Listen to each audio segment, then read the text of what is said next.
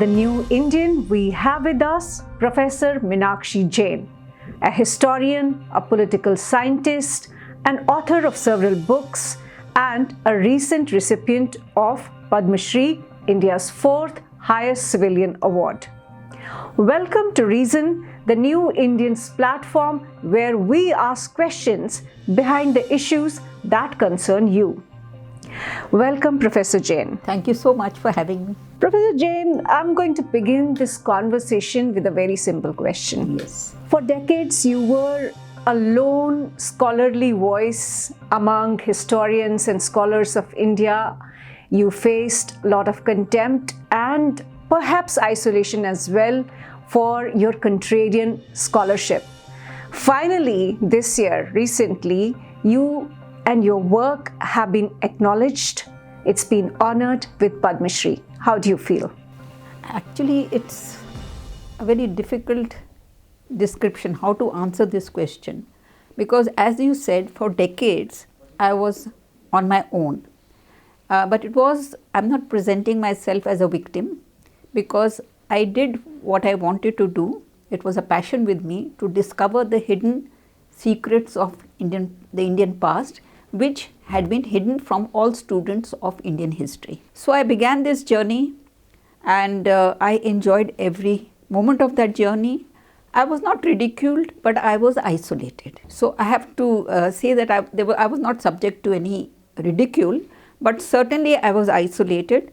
But over the last few decades, people have been reaching out to me unofficially to say that they really find my work very interesting. And apart from historians, it's the ordinary people who have reached out. So now we have reached a situation where academics are being bypassed. So what they are teaching universities doesn't matter to people, and people are wanting to know more about their past. So social media has become a very, very important tool for me and people like me to reach out.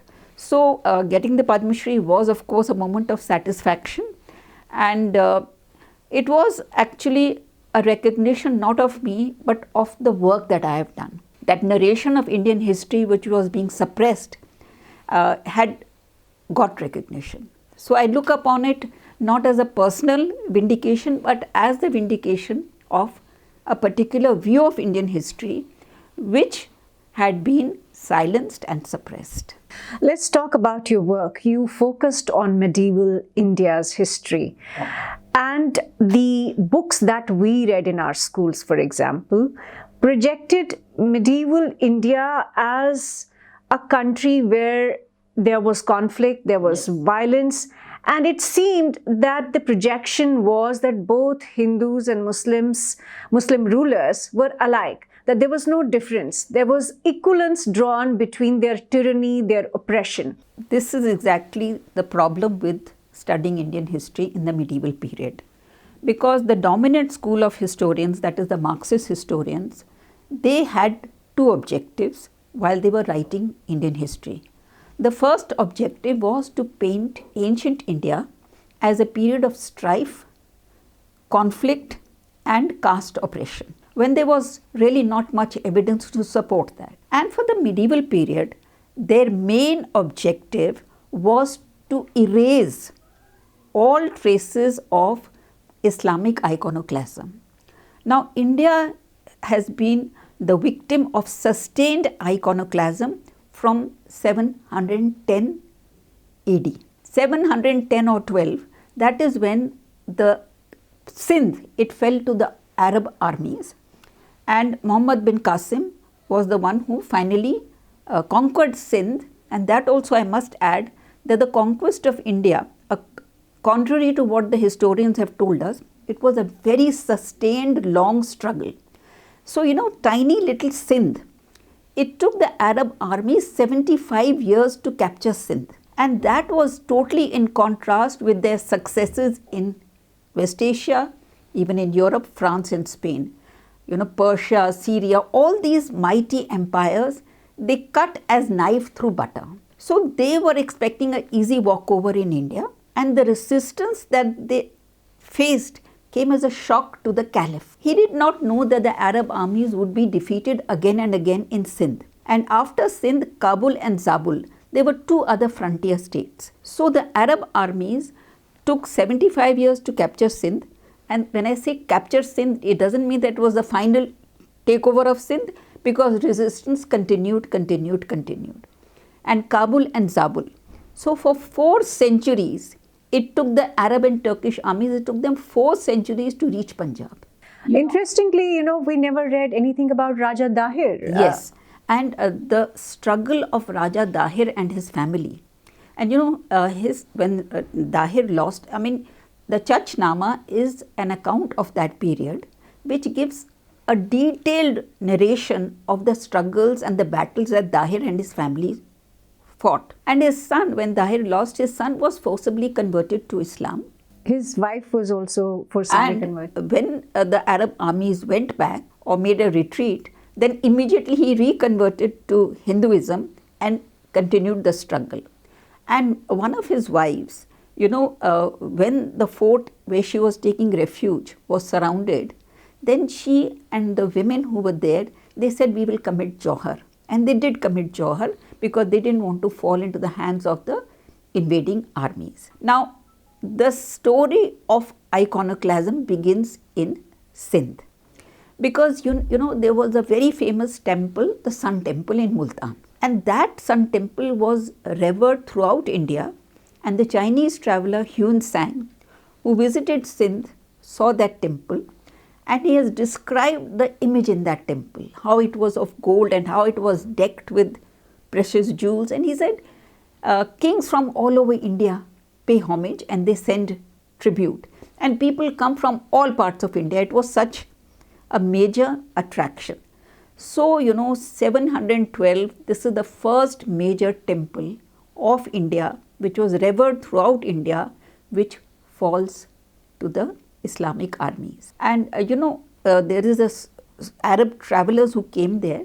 They said that, a piece of cow's flesh was hung around the image. That was the first account that we have of the desecration of the image. And subsequently, Arab travelers, they write that, when the Hindus marched to defend or to fight the Arabs, then the Arabs would say, we are going to destroy your image. Then they would immediately retreat. So, that threat that we are going to destroy the image of the sun. Finally, that image was destroyed.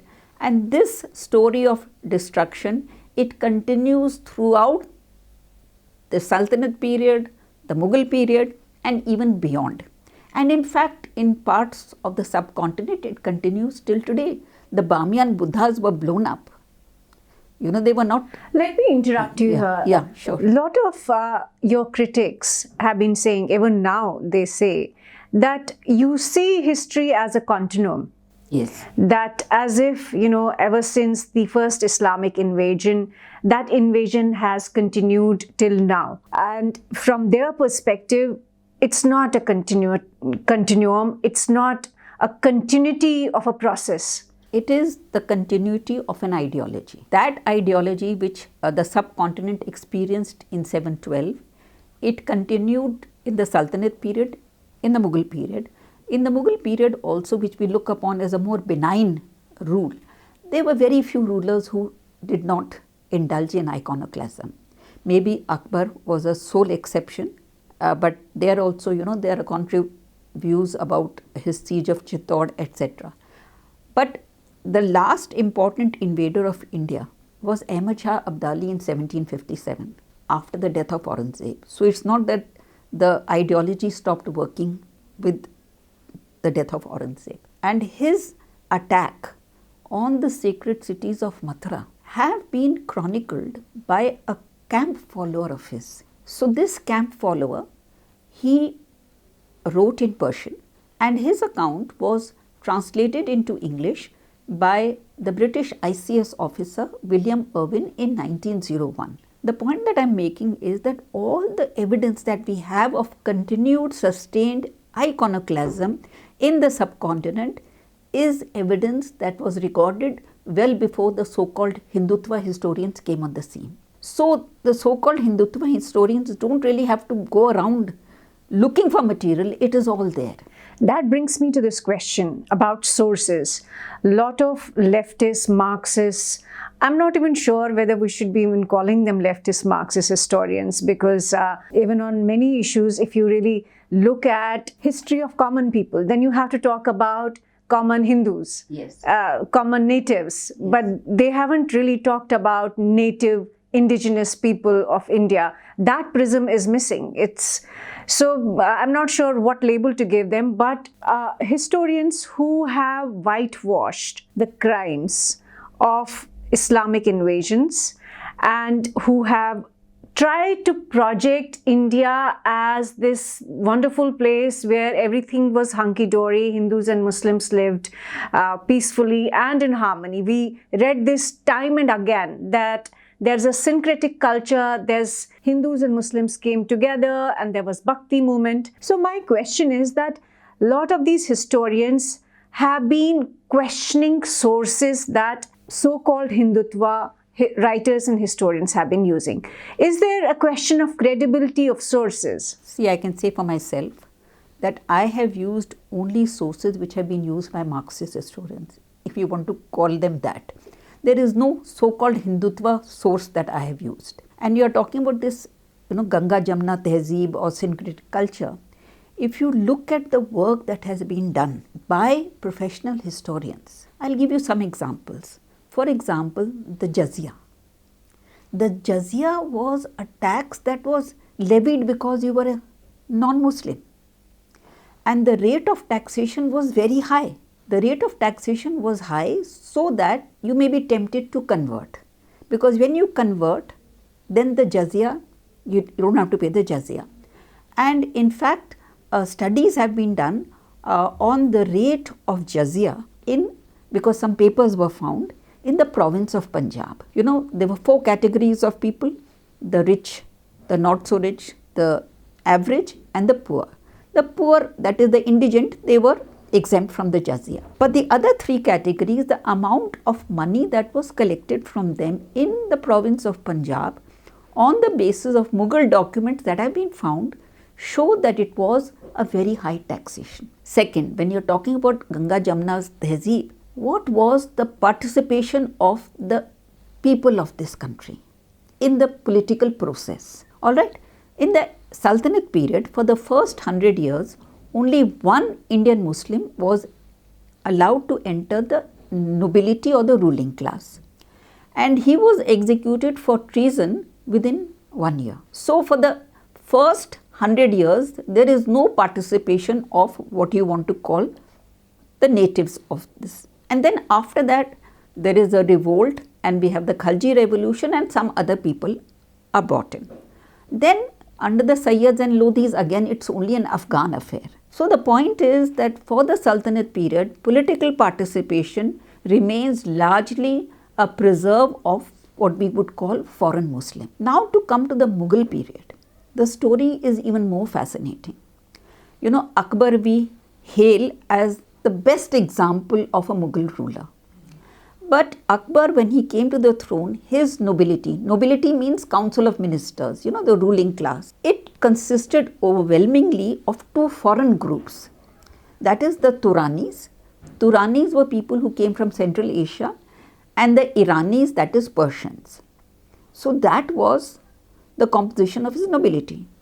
Now, his experience, because he was a young boy, 13 when he ascended the throne, he found that these foreign nobles, they came from more distinguished families than him, they were older than him, and they were all the time creating problem for him, revolting. Then Akbar came to the conclusion that this scale, taraju, has all the weight on one side, there is nothing on the other side.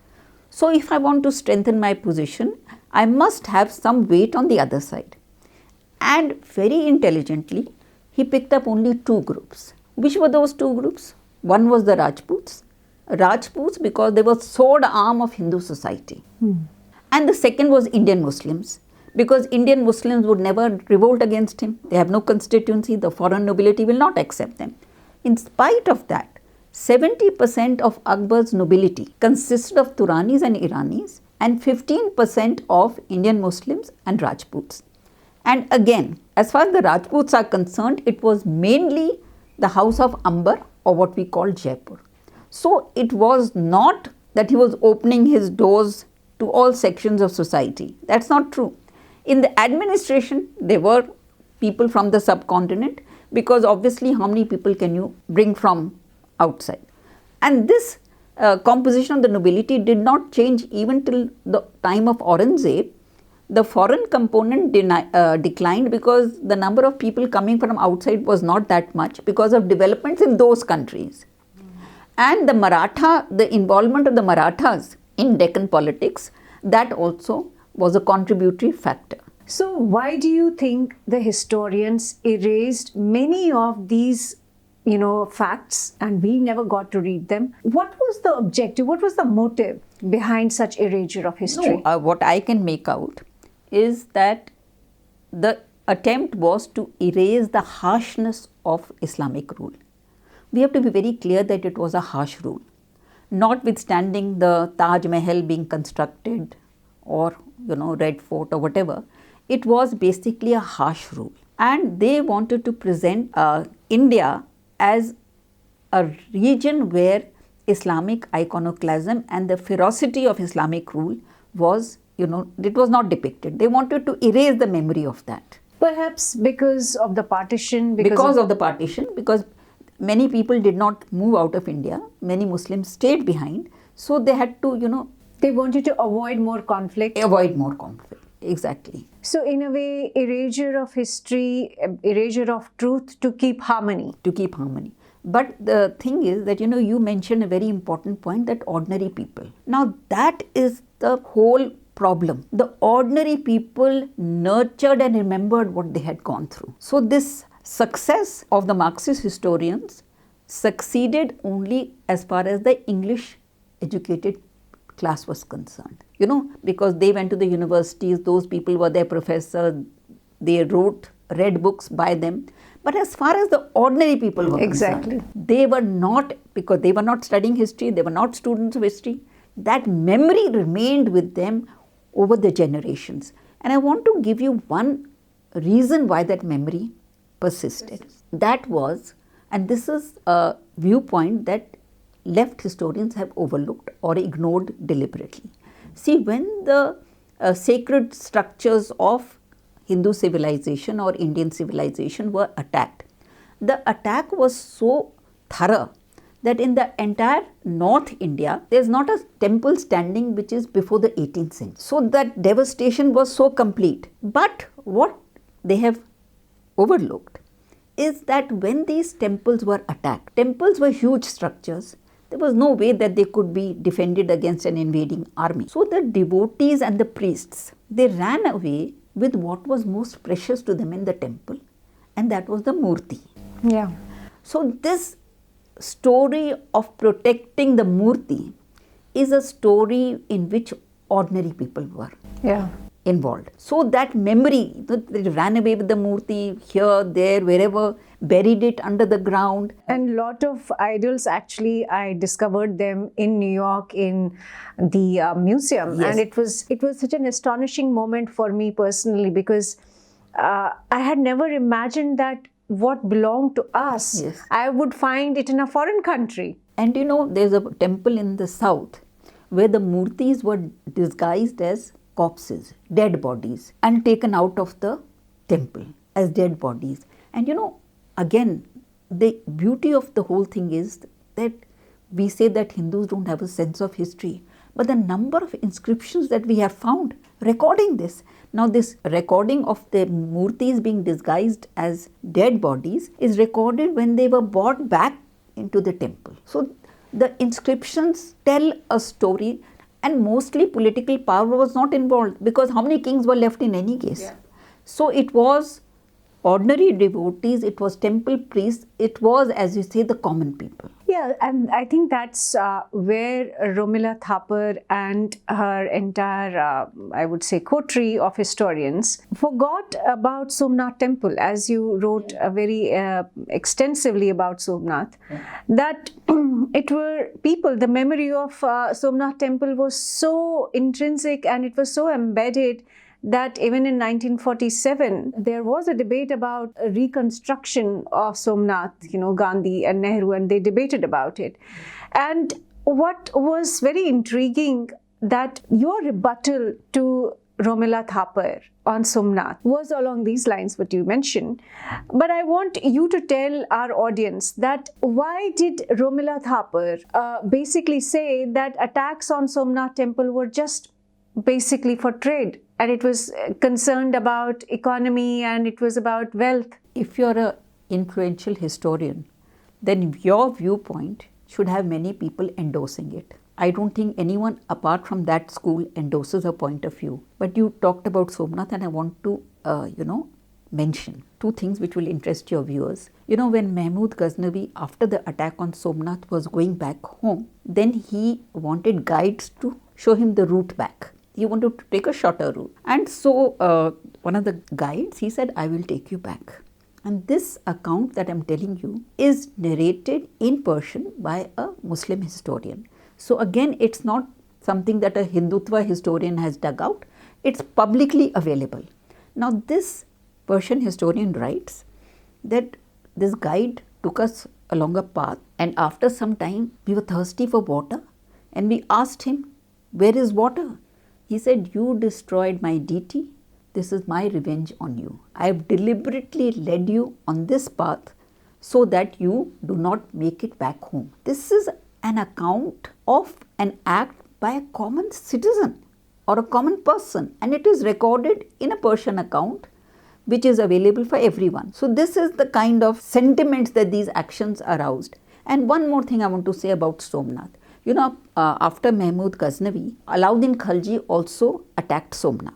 Because the Hindus, they had this practice that if you destroy the temple, we'll build a small one, but we'll continue worshipping that. So Alauddin Khalji also sent an army to Somnath and supposed to have desecrated that temple. And when that Delhi army was coming back, it had to pass through the kingdom of Jalore in Rajasthan. Now Jalore is a very tiny kingdom, and that king of Jalore, he took on the Khalji armies, and according to him, he defeated them.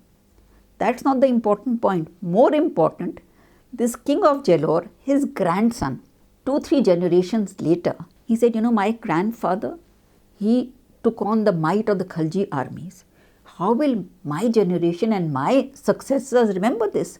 So he commissioned a court historian to write about this struggle that his grandfather put up to defend the image of Somnath and to take on the Khalji armies. So, why would he bother about what his grandfather did 3 generations ago unless it meant something to him, and unless it meant something to the person who was going to write it? So, these kind of things. Now, again, I'm coming back to the point that you made about common people. Now, these are not responses of, the elite class. Yeah. It is small little rulers taking on the might of the sultans of Delhi. Yeah. It's a very big thing. So that brings me to the other question, that in Somnath temple's destruction, Romila Thapar also, and perhaps other historians too, have been saying that other Hindu rulers also destroyed temples.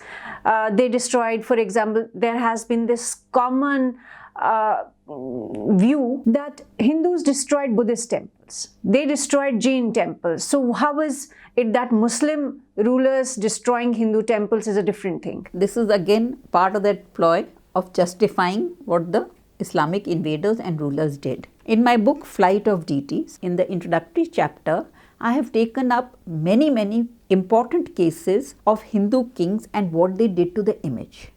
All right. And I'll just give you 1 or 2 examples, and I've taken up this Buddhist thing also. Now, Krishna Deva Raya, he was the king of Vijayanagar, and he attacked Orissa, and he won that battle, and from Orissa, he brought back a very revered image of Lord Krishna. He brought it back to his kingdom. He did not desecrate that temple or destroy that temple or break the image. In fact, if you go to Hampi today, even today you will find a Krishna temple built by Krishna Deva Raya, and this image of Krishna that he bought from Orissa, was instated in one of the rooms or one of the temple wings of this temple. This is the story that goes on recurring again and again. You know, in Khajuraho, there is that Vaikunt temple. That also, that story of that image is so remarkable. It changes hands with 6 rulers of the subcontinent, because everyone regards it as a very sacred image and very powerful image. So ruler from one state gets it to his state, then it's lost to another state. So 6 generations, and finally it is instated in Khajuraho. And I just want to add one thing. This story of reclaiming images, it has a great antiquity. The first evidence that we have of it is before Common Era. You know, there was a king of Orissa, Kharvela was his name, and his kingdom was attacked by the Nandas of, Magad. And they took away an image of Kaling Jin. Kaling means Orissa, Jin means a Jinnah. We presume it's a Jain image. Now, Kharvel, he writes an inscription which is still there, the Hathi Gumfa inscription, and in which he says, I marched into the palace of the king of Magad and brought back that Kaling Jin, which he had taken away by force. And he's so proud that he's bringing back this image. So it's not destruction then? There is one case in Kashmir, which I have mentioned. In that king, he is given the title of Turushka king. You are behaving like a Turk. Okay. Are we talking of Harsha? Yeah. Yeah. And so they say that, and Raj Tarangini, Kalhan, he says, because he discusses this, and he says that, one explanation could be that he had a large number of Turks in his army. Okay. So I have given, there are 1 or 2 exceptions which I have given the reasons why. But to conclude from this that Hindu rulers were repeated, and the Agamas, they specify, I have given the text of the Agama in my book, that when a king is going to wage war on another king, it is obligatory on him to provide security for the women, the aged, and the animals. Okay. And when he wins and he brings back that image, within 3 years, that defeated king, he brings back that image so that the worship of that image continues. That is the reason, that there is no interruption in the worship. And it says that the defeated king should try to get back that image within 3 years. So these things are discussed. There's a perception that Islam came via, of course, as you mentioned, violence, but it also came through Sufis, and it also came through just influence, and or also perhaps because Hindu society was so caste-ridden, Hindus were so regressive, there was no concept of equality, that Islam looked like a very attractive refuge. This is a very formidable argument that the Marxist historians have provided. But if you scratch beneath the surface, you will find that it is totally hollow. Now, they said that Hindu society was caste-ridden and the Brahmins were oppressing the lower castes. And when the Turkish armies came, the Hindus just crossed over to them because of the egalitarian message of Islam. Now, there are a couple of points that I want to make. One is that till the British census policies began, the caste system was a very fluid system and upward mobility was open to everybody. Now, when this Arab and Turkish invasions began, at that time there was no Kshatriya class. The people felt, the thinkers, the thought leaders. So let me interrupt you. Our ancient scriptures, we have, for example, Mahabharata, we have very clear caste divisions, and perhaps not in the same framework as we understand it now, but Karna's caste is mentioned. He's both a Kshatriya but not, raised by Kshatriyas. Yeah. So there is constant caste debate within Mahabharata. There is caste debate, but there is also fluidity. Let me just complete this. So when the Arab and Turkish invasions began, in the ancient period we only hear of Kshatriyas, we don't hear of Rajputs. True. Okay, so in the medieval period, there is a myth, and that myth is obviously based on some historical fact. What that historical fact is, we don't have any trace of it now. But there is a strong myth that on Mount Abu, Agni Kul Yagya was performed. And that Yagya was performed to create a warrior class which could confront the Arabs and Turks. Okay. And out of that Yagya, 4 Rajput groups came. And who are these 4 Rajput groups? They were tribals who were elevated to the status of Kshatriya, because tribals are very good at warfare, very skilled in certain aspects of warfare. So the tribal communities were elevated to Rajput status by this Agnikul Yagya. In fact, the second Varna throughout history was an open-ended Varna. Whatever your caste, if you captured power in a particular area, however small, you were automatically raised to Kshatriya status. So this is one. Now the thing is that the Turks, they were so conscious of their racial superiority that in the early medieval period, there is no question of them regarding the Indian Muslims as their equals. So, there is a Muslim historian who has written that the social status of the convert remained exactly as it was before he converted. Now you asked or you mentioned the Sufi influence. Now, when you look at the functioning of the Sufi khankas, and people have done studies on the Sufi khankas. For example, P.M. Curie, he has written on the shrine of Muhyiddin Chishti at Ajmer. And what they found was that the disciples of the Sufi master, they were, entering the circle of his devotees, not in the inner circle. So they were at the last circle. So it was not that the Sufi order was, treating everyone as equal. Equal, okay. And the other thing about the Sufi order is that there was a group of Sufis whom we call warrior Sufis. So these were the front guard of the Turkish armies. For example, in the south, the Sufi moved first and they prepared the ground and they even fought, and the Turkish armies came later. So this whole impression that we have of benign Sufism is not wholly true, because we have Sufis making a conscious decision of demarcating the Indian converts and the non-Indian converts, and we have Sufis serving as the sword arm of the Islamic State, for example in Bijapur in South India, and there is a book, The Sufis of Bijapur. So this also, there's a lot of myth which have to be separated from what is the actual facts. I also hear from a lot of Pakistanis that had Islamic invaders been so brutal, they would have converted the entire Indian subcontinent. But that did not happen. That did not happen for the simple reason that their numerical strength was very little compared to the population of India.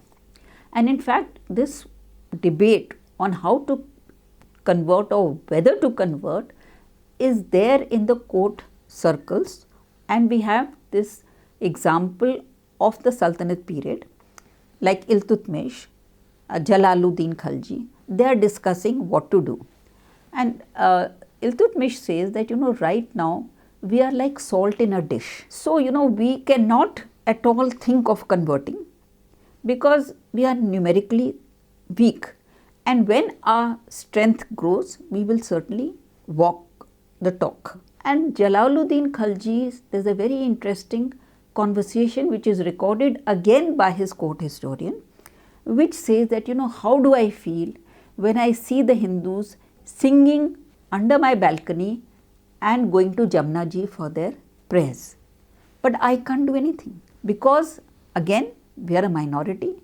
But he says that imagine my pain when I see them singing and dancing and going with their images to Jamna ji to pray. So it's not that they were very happy about the situation. It was as astute rulers, they realized that they cannot possibly convert the entire subcontinent by the sword. So there's been lately a debate on the changing of names like Aurangzeb Road, and there's been a lot of debate on Tamur, on Khilji. We have had movies coming on these controversial rulers. And there's one view that we don't need to go back into history. We must look at present. We must look at how we need to live harmoniously, how we need to be a syncretic society. Whatever past we had, it's over, it's gone. We need to look forward.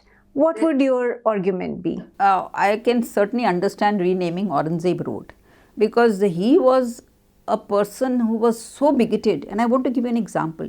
You know, when he was 80 plus, there is a letter that he has written to Mughal officials in Gujarat, and that's there on record. And he says that please stop the Hindus from making terracotta images. You know, terracotta images we buy when there is Diwali, you know, we bring Lakshmi, Ganesh. So he said that don't allow that to happen, even terracotta images. So how can we honor that kind of person? And he also said that please go to Somnath, since we have discussed Somnath, and check whether the Hindus have revived worship over there. Because, you know, they have this habit of going on reviving. And if they have revived worship in Somnath, destroy it in such a manner that worship can never occur there again. So, you know, that memory of Aurangzeb, it is a terrible memory based on the civilizational experience. And it speaks of that strong memory that all these decades of leftist history writing, they could not erase that memory. So people like Aurangzeb, people like Temur, you don't honor your persecutors. You know, so I mean, I really think that the case for renaming Aurangzeb Road and for re-examining Tipu's role, it is really called for. And what would you say to the opinion that we don't need to look into past, because past is horrible. There are horrors that everyone has committed. But tell me one thing, unless you look at the past, you cannot make peace with it. And if the past is in the past, why does it keep cropping up in the present? If the past was in the past, why are Hindu temples being destroyed in Pakistan? Why were the Bamiyan Buddhas blown up? There was no Hindu power over there. The Bamiyan Buddhas were helpless now. Why were they blown up? And why do temples continue to be destroyed in Bangladesh? So the past should be in the past, but unless you face the past, it will keep occurring in the present, as unfortunately it has in our case. Now in Afghanistan, why are Hindu girls abducted, converted and married off against their wishes? That same thing happens in Pakistan. So if the past is in the past, why are these experiences again and again coming? Why are we experiencing this again and again? Absolutely. I have two more questions. One, most of these Marxist historians have said that there was no India before, for example, Akbar came, Mughals came.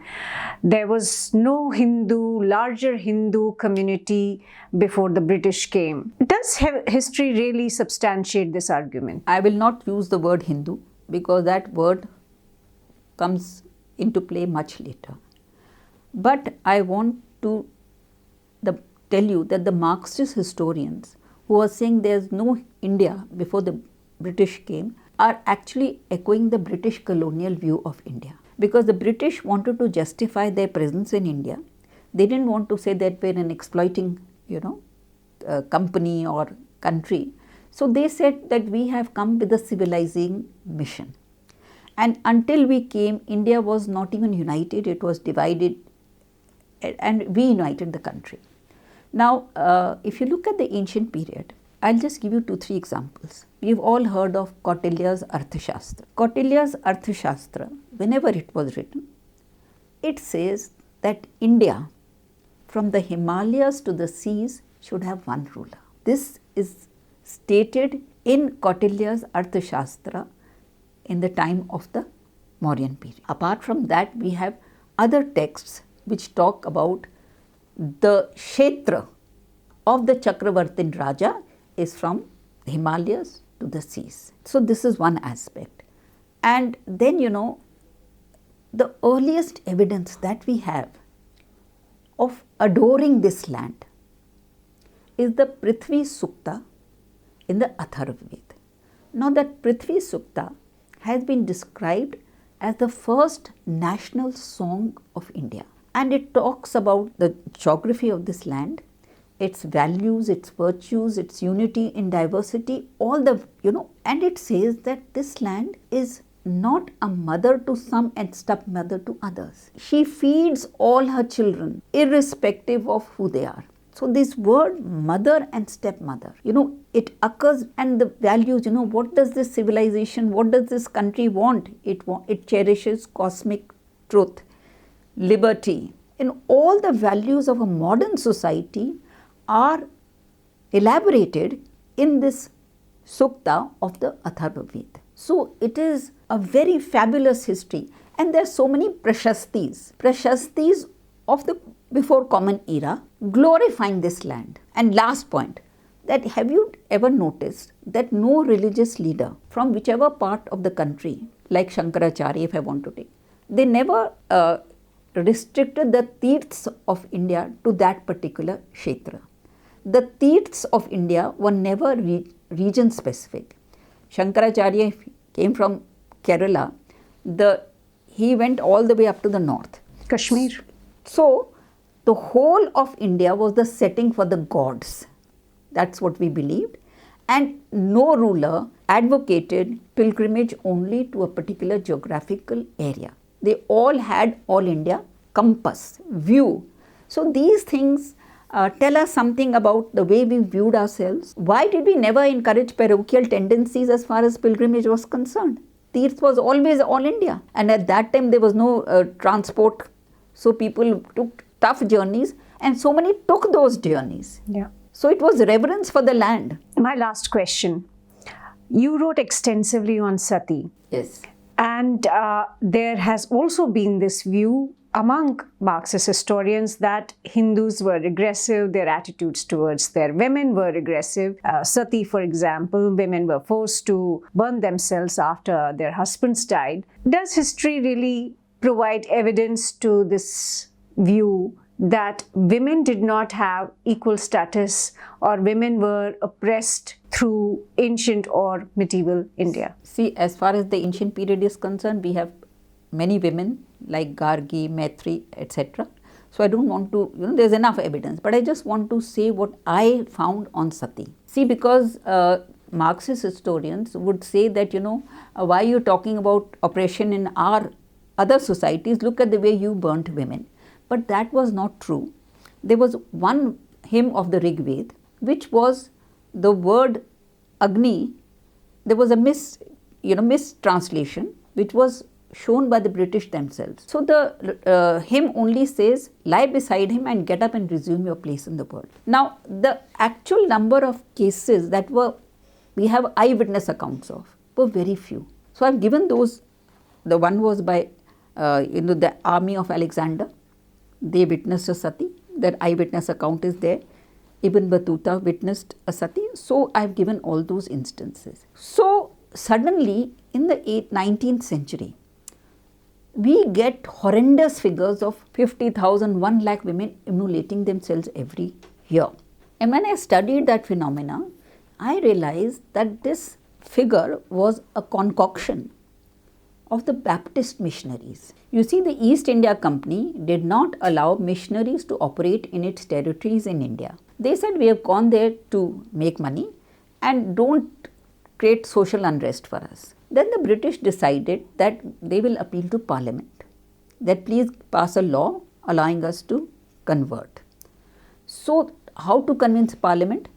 They presented these horrendous accounts that, every day so many people are immolating.